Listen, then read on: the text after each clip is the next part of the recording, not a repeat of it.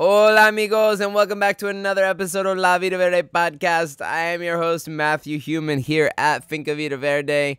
My guest this week is the Cycle Witch. She is Lexi Mondot, is a cyclical living and embodiment coach, professional dancer, the founder of Cuntopia, and also one of my favorite humans. She's dancing in the background. This is going to be a great episode. We hope you enjoy.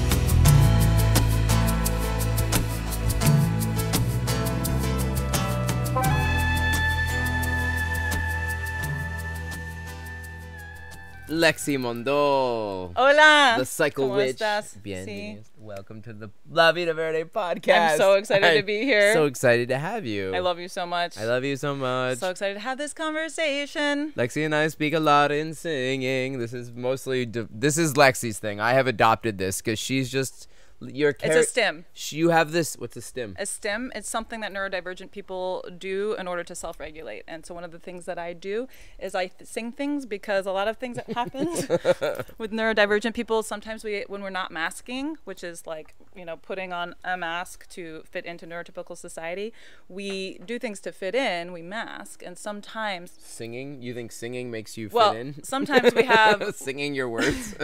Well, we have a very monotone, sometimes like when I'm not masking, I have a very monotone voice, and so I just kind of like talk like this, and I'm very direct and things, and so people tend to think I'm angry. And it used to be a huge problem in my life. People would think I was angry like all the time. They'd be like, why are you so angry? I'm like, I'm not. I'm just telling you that like this is a fact and this is the thing. And we put the things together. And they're like, well, why are you angry? And so if I sing it, it's been a way for people to be like, oh, she's not angry. She's just relaying information to me. I like that. So it wasn't like intentionally conscious, but it like just started to happen, and it's kind of solved issues. So it's a bit of a stim. Well, I will say... And I like it because I like music brings more joy to the world. Joy to the world for neurodivergent humans. Let's include you all today. What does it mean to be neurodivergent? Because let's start with that, because you've mentioned that a couple times. You identify as neurodivergent. Yeah, so neurodivergent, it basically means that you have a neurotype that is not neurotypical, right? And so it includes all types of things like if you're autistic, if you're ADHD, if you have Tourette's or dyslexia. We have a neurotype that that cognitively works in a way that is not the... I don't even want to use the word normal, but it's not the one that has been designated to us as the right one by the medical system to have. And so it kind of in that way, it's that medical system and that society's expectations that kind of disable us. But at the same time, there's like that powerhouse of skills and abilities that we have and can tap into. For example, like people with dyslexia, part of the reason why the reading becomes an issue is because they can think in 3D. And there's just like a different way of thinking than people who are neurotypical. And so it's different than like a mood disorder or a mental health issue. It's actually a completely different brain function. And it sounds like it's multiple different things, because like neurodivergent just is like kind of lumping everybody that's not what you call neurotypical together, like people who society deems like normal functioning people. Every one of those people could be lumped in as neurodivergent, but those people may not all have the same things in common, right? Yeah, totally. So it's birds. We got flies all around the place. So neurodivergent, it does a disservice in the fact that it kind of makes us a monolith, but we're not. It's extremely diverse, but it does do a service in being able to advocate for like our accommodations and our rights, and like with disability acts and things like that. So it really helps. Okay. Yeah. And so there's me. We're gonna get to, and you host an event that is specifically for neurodivergent people, which we'll talk about later on. I want to start a little bit with just how I met you. First of all, I met you at Punta Mona. Yes. It was 4 years ago? 4 years ago. Yeah, it was 4 years ago now. During COVID, right? Mm-hmm. During COVID. We totally shouldn't have been gathering. We weren't supposed to be. We were totally not supposed to be gathering. But we did it anyway. Don't share this widely. And You were married at the time to a man. I was married to a man. Christophe Mino Mondo, who is continually my friend and brother. Great musician. Great producer. Great piano producer. And a really fun time. That since a good time. And since that time, that has shifted. You're no longer with him. You're now in new relationships. You were, I think you told me at the time, you were a professional dancer and an event producer. And you lived in Paris and New York. Will you tell us a little bit about your what is like growing up? Just like start at like the beginning. So I start from like when I was a baby. No, like the quick. Like you grew up where and how did you end up here and there? So I'm like an East Coast baby. So lived all over the East Coast growing up. Ate a lot of pizza. Yeah, I went to performing arts high school, and so that's how I really like delved. That kind of like it set the tone for a lot of my life, because as somebody who grew up, totally makes sense. Yeah, I went to performing arts high school, so instead of like math class, I was going to dance every day, and I went there kind of as an escape from my other school, and all of us were the rejects from the other school, and it was the first year that it had opened, so people didn't trust it yet, so only the people who were like, I need to fucking get out of my school, like ended up going to that art school. So wait, there was no math, like no English? No, there was just performing arts. There was. I exaggerated, but it was minimized. It was. We had like block scheduling, and so 3 hours of the day I was in dance class, and 3 hours of the day I was in academics. Got it. And it was fucking phenomenal, and it was the most liberating experience of my life, still some of the best years of my life, and because there was such deep love and acceptance for every part of who we were. And somebody who was queer and neurodivergent, I had been fed the message my whole life that there's something wrong with me, that I'm broken. And then as soon as I hit puberty, having a womb added to that narrative of like there's something wrong with you, you're hormonal, like all of the issues that come with like getting the menstrual cycle and all of that was just this big layer of like you're like a broken hormonal like piece of shit. Go disappear. And I ended up in this place where it's just like full acceptance, like extreme amounts of love. It was also a very feminine heavy energy because I think we were like 80% girls in the school, and then most of the boys that were there were gay, and we had maybe like 2 or 3% of like straight men in the school. So it was very collaborative, feminine type of energy, and a very free expressive energy. And when people who are normally outcast in the other schools for being quote unquote different, when they have the ability and the opportunity to not have to mask their true selves, to feel fully accepted and free to express themselves, the skills, the talent, the creativity that just pours out of them was so inspiring. And even in myself, that it just led a lot of the foundation of like, ever since I left, I feel like I've been always trying to recreate those communities where we can fully, unapologetically be ourselves. And especially for people who are marginalized or on the outskirts or considered not normal, that like the diversity of the not normal is what makes us so rich as humans. And when people fully just love that about themselves and allow themselves to feel safe to express that, they can tap levels of creativity that are just astronomical in this world. Okay, and so you're recreating this. Yeah, that's what we're all doing here. I mean, yeah. What you and I have in common is we're both totally artsy, kind of like creative people that love to laugh and enjoy the joie de vivre of the life. And where was this? And to be human. Where was this school? Like, where did you grow up? It was in Bethlehem, Pennsylvania. It was called the High Valley Charter High School for the Performing Arts. Amazing school. That's where you grew up in Pennsylvania? Well, I grew up, that's why I say East Coast, because I grew up a little bit in Maryland and Jersey and Pennsylvania, and then I lived a lot in like New York. And why'd you move around so much? My dad was in the military. Your dad's military? He was in the Army for 25 years, yeah. Well, I never would have thought that. Yeah, I'm a military brat. Yeah. Couldn't even have, I couldn't have guessed that. Okay, and so Bethlehem, so you moved around a lot, and then teenager, and then what happened? You moved to New York I know what happened. So yeah, I went on to school. I studied dance. I was a dance major, and I was like, I'm gonna change the world with art through dance, and all of my feminist advocacy, because I was just a raging feminist and social justice person. Because actually, when I was really little, I lived in Maryland, had moved to Pennsylvania, and it was just a big culture shock for me, and it raised a lot of awareness just around like oppressive systems in the United States, and so it made me a big social justice advocate. And so I wanted to change things through art. Like, originally wanted to go into science, but like I went to that school and I was like, sorry, Dad, I want to be a dancer. And he's like, do you have a backup plan? I'm like, I want to double major in theater. And he's like, but he was my parents were extremely supportive. And so I did study, and then I went to France and I studied for 2 years in dance schools there to get certified in dance pedagogy and techniques there. Dance what? Pedagogy, which What is like pedagogy? like teaching. Oh, okay. Teaching That's methods. a funny word for teaching. Pedagogue, a pedagogue.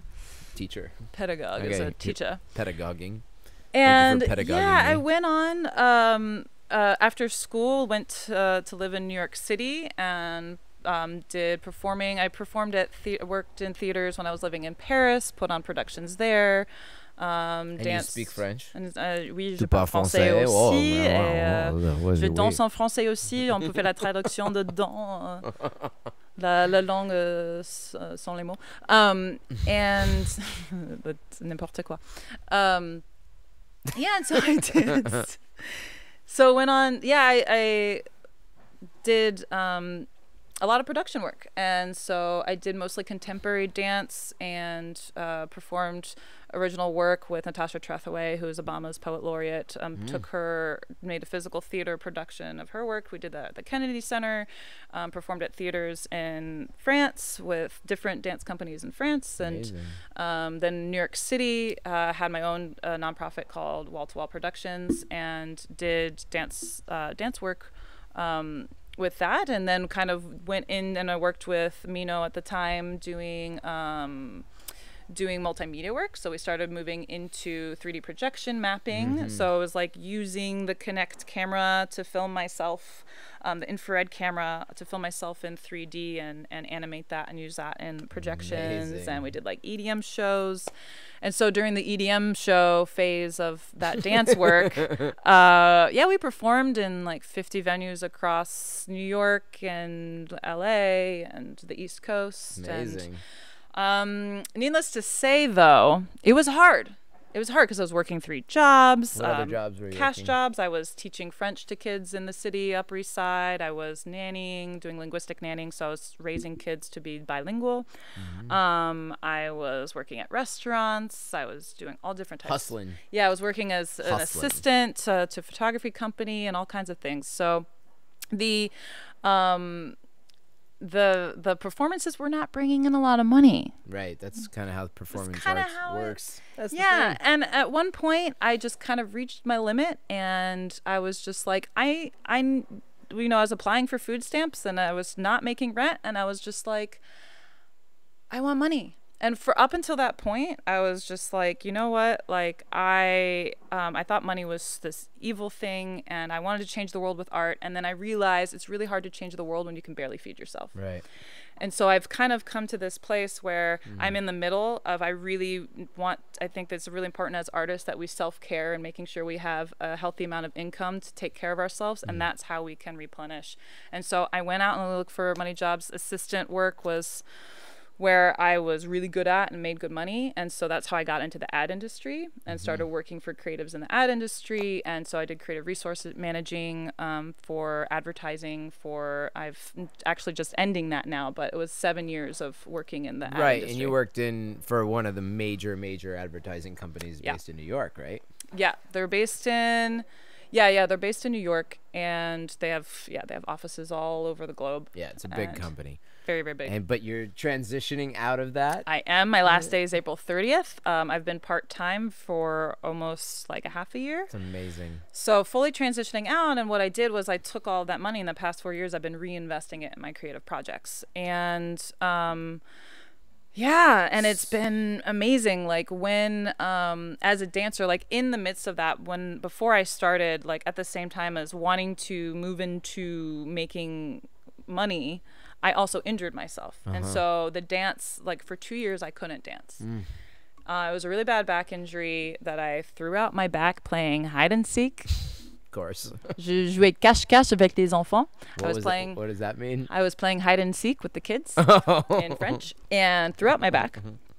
And I couldn't dance for 2 years, and I really lost my soul. Like I lost a big part of myself. And during that time, it was also struggling so bad with like the most excruciating cramps. My mental health was just horrific. So like I didn't have money or resources. My mental health was going down the drain. I didn't have the resources to help myself. And then I injured myself. So the one thing that really kept me alive, dance, I didn't even have that. And so I just really hit rock bottom. And that's when I, started looking for ways to make money, and then became obsessed with cyclical living, which is what I've now kind of merged in and do now. Is a mixture of that dance work and cyclical living, because I spent those 2 years really struggling, and I started obsessively tracking my That's what I was gonna say. What is cyclical living? To explain this, because not everybody knows what cyclical living is. So cyclical living is living in tune with cycles rather than against them. So let's say you might live cyclically already if in the wintertime you wear winter jackets and in the summertime you wear shorts, right? You're living in tune with the season. Yeah, I mean, that's more like my body's cold, my body's hot. Yeah, right. So your body's cold, your body's hot because, like, according to the seasons, right? So you tune into the season and you flow with that. But imagine if in the summertime you wore winter jackets and you're like, oh my God, I'm so hot. Why am I sweating? And then in the wintertime you wore shorts and then you're like shivering and you're like, oh my gosh, I'm shivering. There must be something wrong with me. Right. And this is actually what a lot of womb holders do their entire life, because we have 4 different phases every single month. We biochemically become 4 different people, and they correlate to the 4 seasons of the earth. So we go through winter. I'm going to forget the order of the seasons. We go through winter, spring, summer, and fall every single month. And we're not taught this. We're not taught it. So we are shivering, freezing in the winter and being like, there's something wrong with me. So cyclical living is the both education and awareness of your menstrual cycles, of the lunar cycles, and of the solar cycles, and using things such as magic, different spiritual practices, menstrual cycle awareness, which I call menstruality, is like the spirituality of living in tune with your womb. Traditional Chinese medicine, Ayurveda, some Celtic practices that like tune you into the cycles of the season. And those are the 3 cycles I focus on, which are lunar, solar, and menstrual.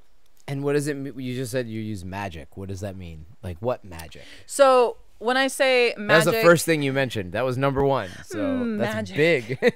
Yeah. So cyclical magic. So to me, magic is nature. Really, magic and witchcraft is the original spirituality of being connected to nature and its elements and how it functions naturally and cyclically. Got it. And basically harnessing those natural forces of nature, that's redundant, but the inner and outer forces of nature towards things that you're creating and manifesting. So like energy and intention, these kinds of things. Yeah, totally. Okay.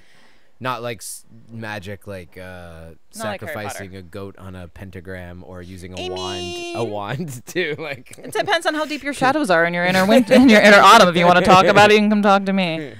Ripper Ramos or whatever the hell those Harry Potter things do. It depends your lineage. I don't know. Okay. Okay. Anyways, yeah, I don't condone. I'm sorry, I don't condone animal sacrifices. No, that was not a funny joke. I know that was. I know you're. But I just wanted to clarify that because I think part of one of the things I try to do on this podcast is to make things digestible so that the average listener can understand. Like when you use average Joe, this is for you. Average Joe, this is for you. Cyclical living. I mean, these are new concepts for somebody like you who lives this reality. Yeah. This is old hat. When you say things like magic, there's plenty of people who like are like, wait, what? Think I'm like, what did you just say? Wingardium Leviosa. Yeah, like what did you say? I mean, I just want to clarify, like get like I do fly on broomsticks, so. Okay, great. Okay. We're gonna talk about that after. Okay.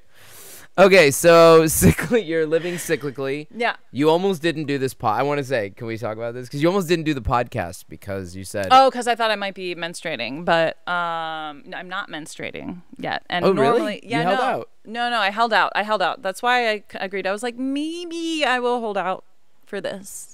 Thank you. It's a longer story too, because I did some fasting because I had a pathogen that entered my body recently, and I had a parasite that I had to fast. And when you fast, it's actually really detrimental to your hormones, and you just have to kind of weigh and balance. I won't go completely into fasting and cyclical living, but it does mess up your hormones, and I have more information about that. But when it is necessary, if you do have an acute sickness that you need to get out of the body, I had to do that. So it's very possible that I didn't ovulate and have an anovulatory cycle this time. So, yeah. So your cycles are changing a little bit. Yeah. They definitely are changing.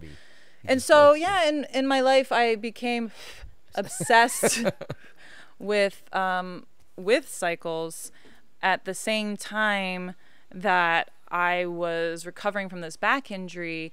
And towards the end, when I finally started to be able to dance again, I felt like I had like lost my identity as a dancer. And I kind of like just had this immense amount of grief that like I'm not a dancer anymore, because I was attaching it to this entire narrative that I had my whole life of what it was to be a dancer, coming from professionally trained situations. And I discovered ecstatic dance. And I went there and like, oh, my heart just exploded. And I felt like this is what my whole life of growing up as a dancer, this is my community. Because while I love performing and I totally love like choreographing and being able to express myself, the capitalist side of the dance industry of like having to be virtuosic in order to be worthy, like to me that never really sat right, which is why I always love more like the performance art type of stuff and more about expression and somatic work. Right. That was really important to me. So it cracked open this entire like healing community based in dance medicine. And that's just like where, for me, the dance medicine, the somatic work, which I for years had used as part of dance, like anything from Bartenieff to Feldenkrais, AFCMD, Alexander technique, yoga, all of these things were really core to my dance practice already. And for those of you who don't know, somatics. I didn't know what half those things were. So the difference between like somatics or dance. So dance is usually a language, right? Dance is you've created a vocabulary through the body, through movement that is nonverbal to communicate and express yourself. And so there's this conversation happening, and a lot of times it can be in performance, but it can also just be in community. It can be in social dance and all of those things. Somatics are movement that is more of an internal experience, and it's more often used for healing and connection to the self, to nature, to your inner self. And there can be crossover. Like there can definitely, like for example, acro yoga can become performative in a sense. So it can go between those two. But generally, that's what I mean when I say somatic. So it's like yoga or things that are really meant to be the internal feeling and experience rather than that communication of dance. Right. Okay. So embodiment medicine and cyclical living kind of erupted as the primary the replacement for your dance, like the way of your expression. Yeah, totally. And that connection, and it and that's where I kind of woke up one day and I was just like, oh wait, it was when we were at Punta Mona.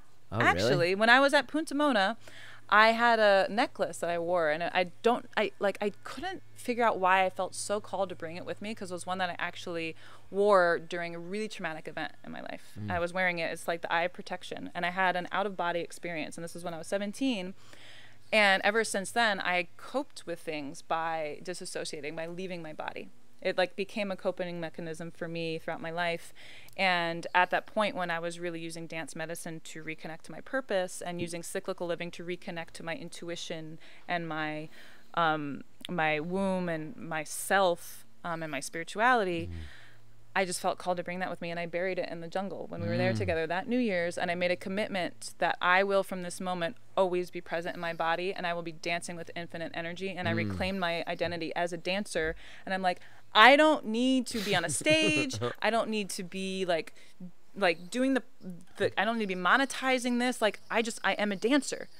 I want to dance with infinite energy and spread that joy of dance. And anytime somebody sees me go by, like, oh, Lexi the dancer, because everywhere I go, I'm just gonna be like, here we are, you know, like I just want.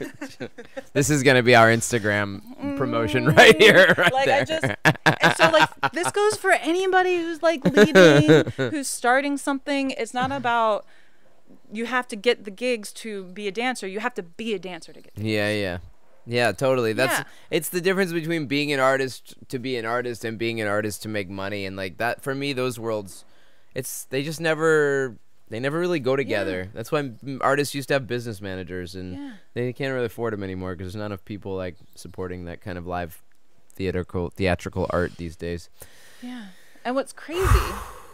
I know I just keep going. I'll go really forever. But what's crazy is when I just started to identify as a dancer and stop seeking gigs, they just started coming to me, and I got so many more paid gigs, like choreographing for music videos and teaching dance. And now I'm like, right this summer I'm gonna be touring, teaching both dance and cyclical living. Okay. And it just kind of, because you don't have to burn yourself out and try so hard when it's who you are. Rather than being like, I got to do the list of all the things that I'm going to, right. And it's like, no, I just show up in a space and I dance, and people are like, oh. Yeah, because you don't have to, yeah, exactly. You're just, it's effortless because you're just being you and doing you. Oh. Yeah. So, okay. Yeah, so that day that we met. That was it. That was the beginning. That was the moment. That was the beginning of reclaiming, the Cycle Witch. Reclaiming, yeah, my cyclical power. And so now you are known as the Cycle Witch. Yes. And this is what you've taught online. You teach this to clients. You have one-on-one clients. You've started an event locally. So first of all, you bought land here in the valley in La Libertad. Of all the, it's a very interesting place because it's like, what was it? It was like this kind of family's like second house on the river. It was their kind of like river camp. Yeah. And it's still very super rustic. Yeah, it's just some very small casita, no walls, no electricity on the river, and they would use it once a year for Semana Santa, and which was just happened, and they still use it for Semana Santa. Like they sold it to me, I haven't changed anything really, and then they still use it. And wait, they still use it? Yeah.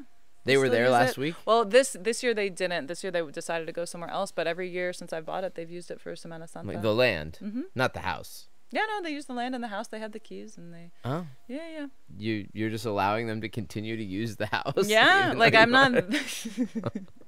Yeah, I'm not there, and. If you're not there, yeah, okay. Yeah, I'm not there, and like it's like we don't own land either. I mean, that's like a whole longer story, but there is that beautiful community, and there is that exchange and value of.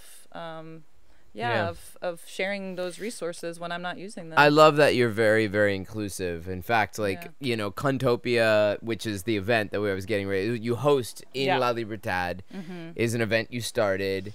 It's a very provocative name, using the word. Do you have your t-shirt? I do. I almost wore it, but it's too hot. Yeah, I need a tank. I almost wore it, though. I did. Contopia, which I've been a part of both. This was the second year. And... yeah, it's like it's the most, I think, intentionally diverse gathering like that I see around here. Like there's not a lot of black and brown people, and you really tend to like kind of draw them in to be part of the conversation, and I appreciate that about you. You and Sarah, we both are very intentional with like trying to include more voices and not just black and brown, but like.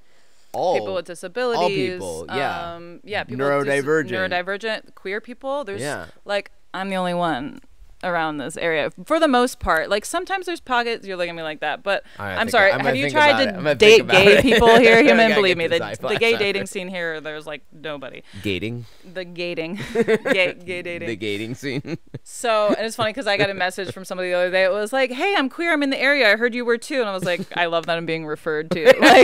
Like You're like, I mean, like, there's this other referral. There's another queer up the street. No, I mean Fernando. And, like, there's others like locally, but they're male. Yeah. So I mean, but yeah, I for like context, because we're just like starting to like get carried away and move that's ahead. How we do things. Oh, yes, we do.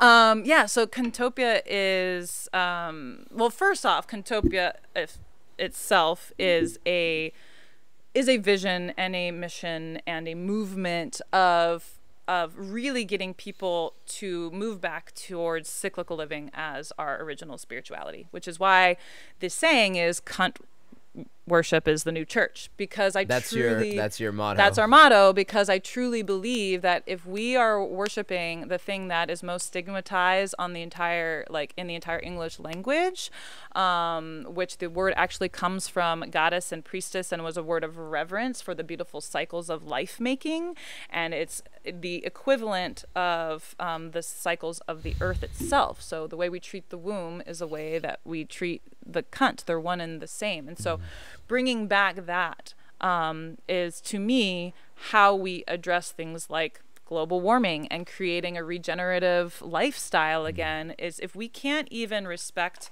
the cycles of life inside of ourselves, how are we supposed to do it on the earth? As above, so below. Like, the external is just a reflection of what's happening internally. So as humans, there's a huge trauma that we don't really talk about to the womb, that this wasn't just like, oh, we forgot to teach you about the womb cycles. Like, it was intentionally taken away. It was intentionally taken away during I don't want to go into like the whole history of it, but I'll just say it was very intentionally taken away, like the witch burnings and the demonization of nature-based anything, along with colonization of the demonization of nature-based spiritualities and peoples that experienced genocide and are still experiencing genocide across the planet today, from that nature-based connection that helps us, that like makes us sovereign and self-sustainable. And you can't control people if they're self-sustainable, right? And so it's one thing to say like, okay, well, the solution is we're gonna clean up plastic and we're gonna have like cars that are, you know, that are electric and all this stuff. It's like, no, we need to start with feeling worthy on days that we're not productive.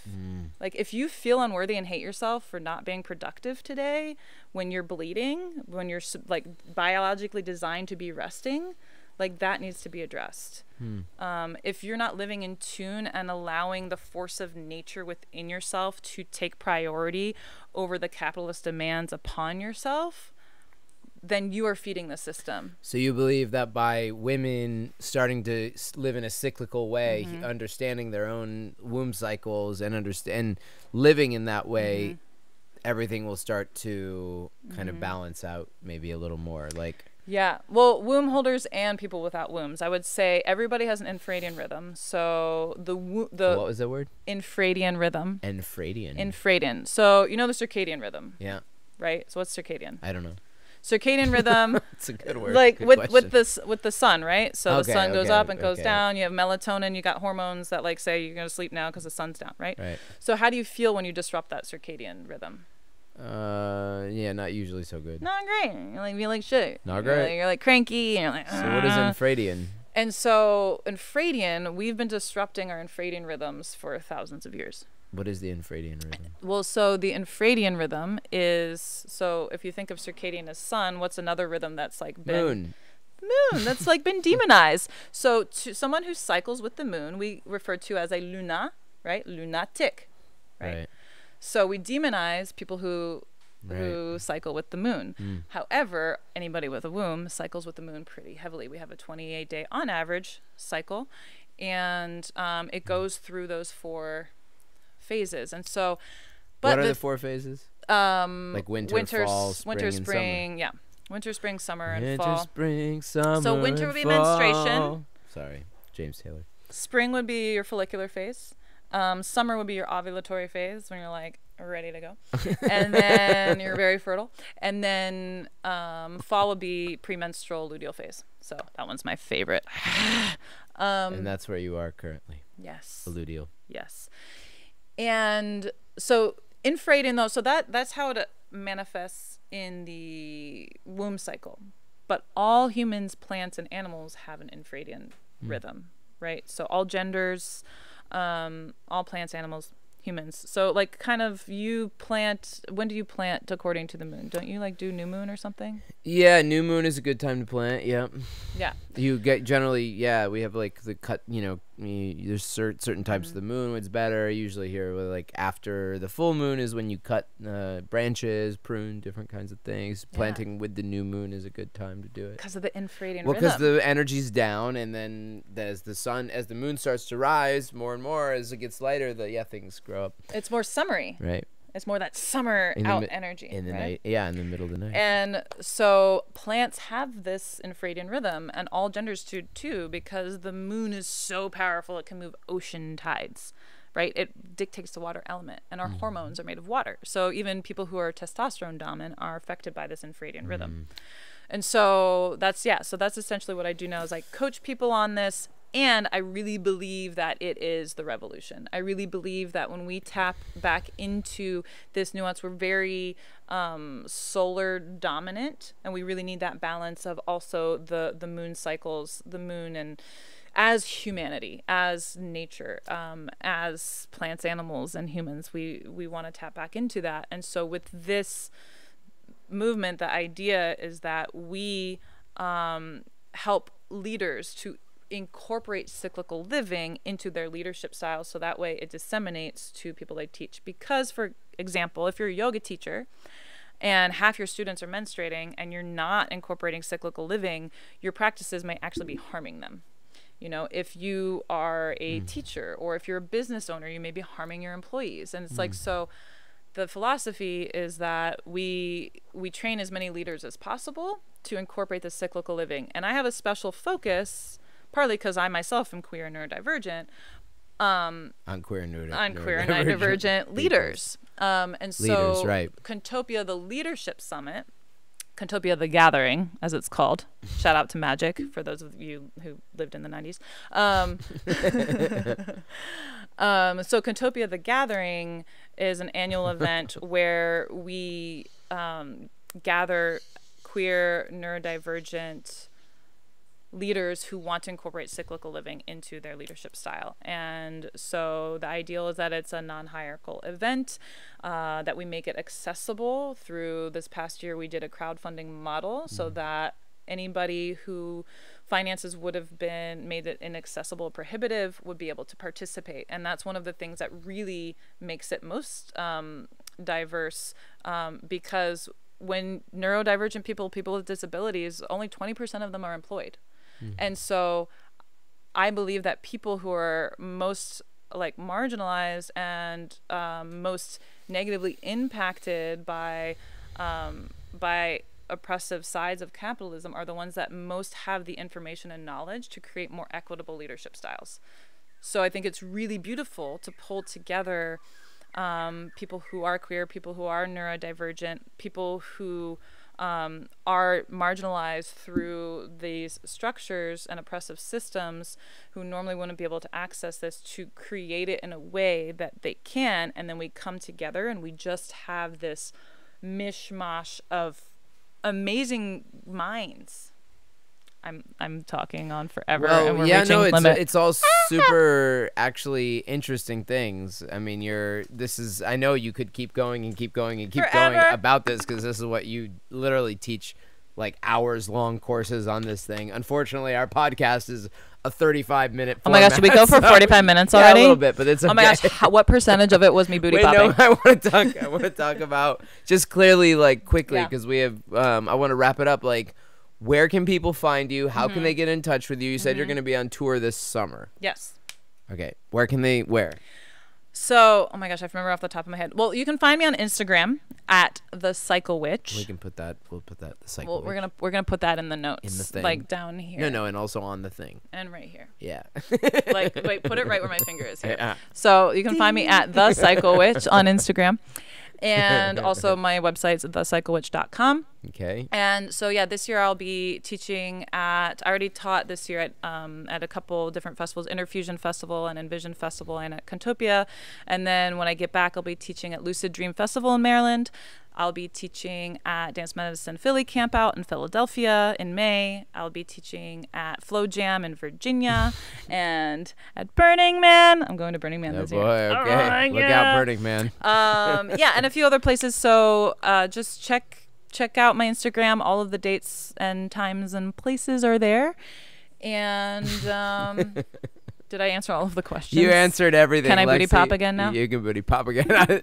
I love you so much. Lexi's literally one of my favorite people. She's one of the weirdest, best people I know, and we get along really well. She's also my Taurus sister. Meet Samantha though. No, let's save that. No, She has a whisker this is my that she calls. Hair named Samantha. She calls her Samantha. I don't know if that's. Oh my gosh, that's not gonna make the cut. Okay.